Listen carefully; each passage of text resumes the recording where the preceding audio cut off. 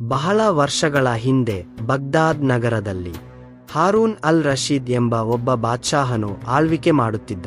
ಅವರು ನ್ಯಾಯಪ್ರಿಯರು, ದಯಾಳುರು. ಆದರೆ ಕೆಲವೊಮ್ಮೆ ಅವರ ಕೋಪವು ತೀಕ್ಷ್ಣವಾಗುತ್ತಿತ್ತು. ಪ್ರತಿದಿನ ಜನರು ತಮ್ಮ ಕಷ್ಟಗಳನ್ನು ಹಿಡಿದು ಅವರ ದರ್ಬಾರಕ್ಕೆ ಬರುತ್ತಿದ್ದರು. ಅಹ್ಮದ್ ಸಾದಾ ಆದರೆ ಬುದ್ಧಿವಂತ. ಬಗ್ದಾದ್ನಿಂದ ದೂರದ ಒಂದು ಹಳ್ಳಿಯಲ್ಲಿ ಅಹ್ಮದ್ ಎಂಬ ಒಬ್ಬ ಸಾದಾ ವ್ಯಾಪಾರಿ ವಾಸಿಸುತ್ತಿದ್ದ. ಅವನು ತುಂಬಾ ಇಮಾನ್ದಾರ, ಶ್ರಮಜೀವಿ ಮತ್ತು ಬುದ್ಧಿವಂತನು. ಜನರು ಅವನನ್ನು ಚಾಣಾಕ್ಷ ವ್ಯಾಪಾರಿ ಎಂದು ಕರೆಯುತ್ತಿದ್ದರು. ಒಂದು ದಿನ ಅಹ್ಮದ್ ಯೋಚಿಸಿದನು, ಬಗ್ದಾದ್ಗೆ ಹೋಗಿ ವ್ಯಾಪಾರ ವಿಸ್ತಾರ ಮಾಡಬೇಕು. ಕುಟುಂಬದವರು ಆಶೀರ್ವಾದ ನೀಡಿ ಕಳುಹಿಸಿದರು. ಸ್ವಲ್ಪ ಹಣ ಮತ್ತು ಕೆಲವು ಬೆಲೆಬಾಳುವ ವಸ್ತುಗಳನ್ನು ತೆಗೆದುಕೊಂಡು ಅವನು ಬಗ್ದಾದ್ ಕಡೆ ಪ್ರಯಾಣ ಆರಂಭಿಸಿದ. ಬಗ್ದಾದ್ ನಗರ ದೀರ್ಘ ಮತ್ತು ಕಠಿಣ ಪ್ರಯಾಣದ ನಂತರ ಅಹ್ಮದ್ ಬಗ್ದಾದ್ ತಲುಪಿದ. ಅವನು ಆ ಮಹಾನಗರವನ್ನು ನೋಡಿ ಅಚ್ಚರಿಪಟ್ಟ.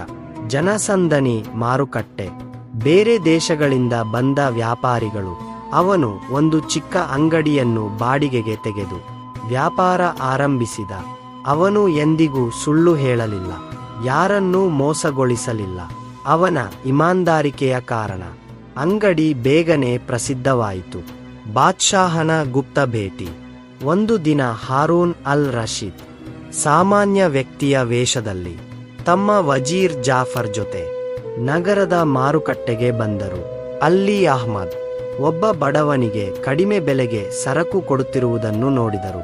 ಬಾದ್ಷಾಹನು ಅಹ್ಮದ್ನನ್ನು ಪರೀಕ್ಷಿಸಲು ಅವನ ಅಂಗಡಿಯಲ್ಲಿ ಸರಕು ಖರೀದಿಸಿದರು. ಅಹ್ಮದ್ ಅವರಿಗೆ ಸಾಮಾನ್ಯ ಗ್ರಾಹಕರಂತೆ ವರ್ತಿಸಿದ.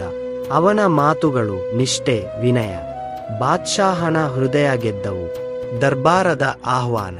ಮುಂದಿನ ದಿನ ಅಹ್ಮದ್ ಅನ್ನು ದರ್ಬಾರಕ್ಕೆ ಕರೆಸಲಾಯಿತು. ಅವನು ಭಯಭೀತನಾದ. ಅಲ್ಲಿ ತಲುಪಿದಾಗ, ನಿನ್ನೆ ಗ್ರಾಹಕನಾಗಿದ್ದ ವ್ಯಕ್ತಿಯೇ ಇಂದು ಸಿಂಹಾಸನದ ಮೇಲೆ ಕುಳಿತಿದ್ದನು.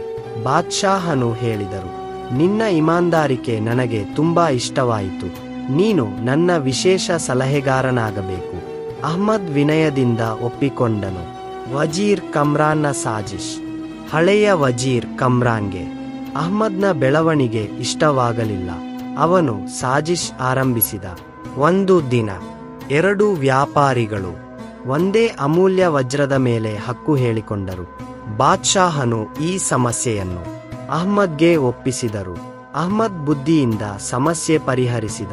ನಿಜವಾದ ಮಾಲೀಕನನ್ನು ಗುರುತಿಸಿದ. ದರ್ಬಾರದಲ್ಲಿ ಅಹ್ಮದ್ನ ಗೌರವ ಹೆಚ್ಚಾಯಿತು. ಖಜಾನೆಯ ಆರೋಪ. ಕಮ್ರಾನ್ ಮತ್ತೊಂದು ಸಾಜಿಶ್ ಮಾಡಿದರು. ಅಹ್ಮದ್ ಮೇಲೆ ಶಾಹಿ ಖಜಾನೆಯಿಂದ ಆಭರಣ ಕಳವು ಮಾಡಿದ ಆರೋಪ ಹೊರಿಸಿದರು. ಅಹ್ಮದ್ ಬಂಧಿಸಲ್ಪಟ್ಟನು.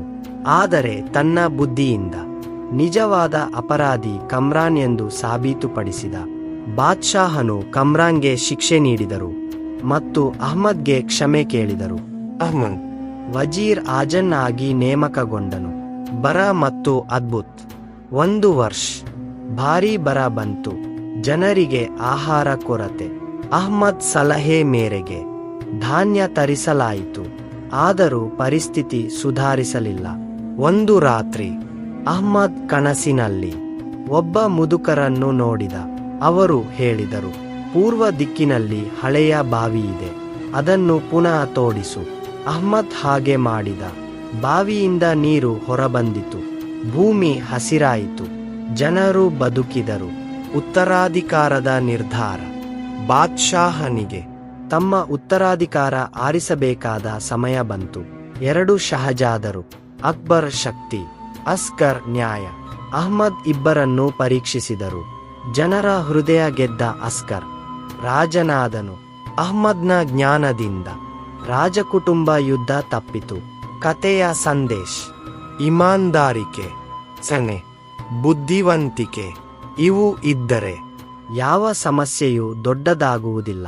ಅಲ್ಲಾಹ್ ಸದಾ ಸತ್ಯ ಮತ್ತು ನೀತಿವಂತರ ಜೊತೆ ಇರುತ್ತಾನೆ.